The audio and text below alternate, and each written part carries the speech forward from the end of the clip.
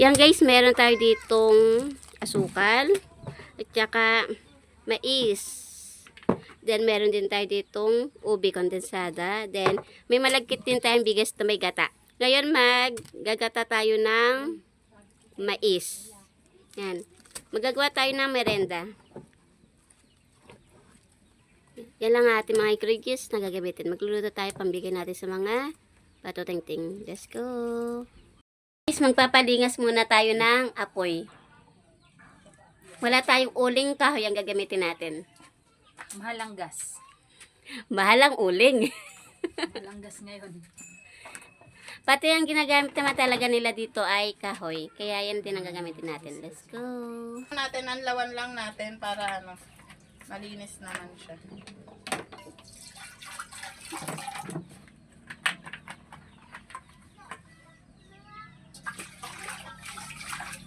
Natin. Tapos lagay na natin tong pangalawang gata, tapos lalagyan natin tubig.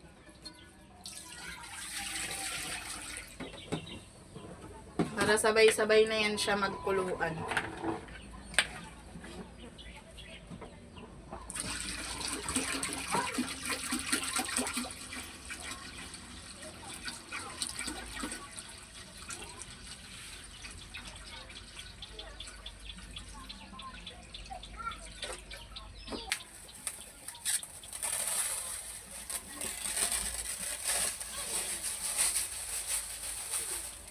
Malagkit pala to guys, hindi to yung ordinaryong bigas lang. Malagkit siya. Ay, wait lang tayo, magpapalit pa. Guys, ano yan, kuto ng bigas. Ugasan lang natin to guys. Isang hugas lang, okay na yun.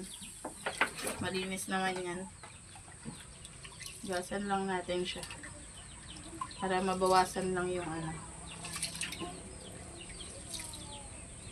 Hugasan na natin siya guys. Yung malagkit natin, ngayon lalagay na natin to sa pangalawang gata na may konting tubig para lumambot na siya at maluto.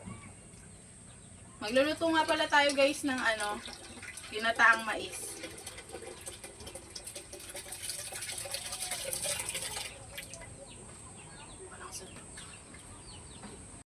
Ube na kondensada. Ito yung twist dito guys, ginataang mais siya pero lalagyan natin ng ube na condense para naman maiba. 'Di ba? Tama? Gusto mo 'yon? Tapos bubuksan na din natin tong whole corn ng Jolly. Tapos meron tayo ditong asukal, dadagdagan pa natin 'to. Tapos ito yung ating gata. Ala, di siya naka-play. Nagawa nga pala tayo ng ginataang mais with the ube version na pinapakuluan natin yung malagkit natin.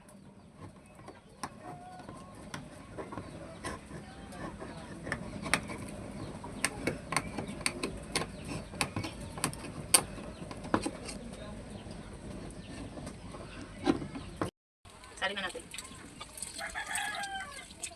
Yan, tapos haluin lang natin.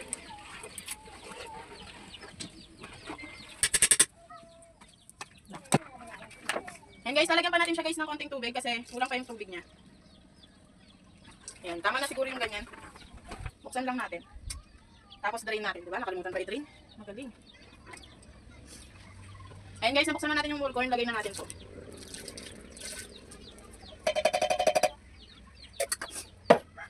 So guys, maglalagay na tayo ng sugar.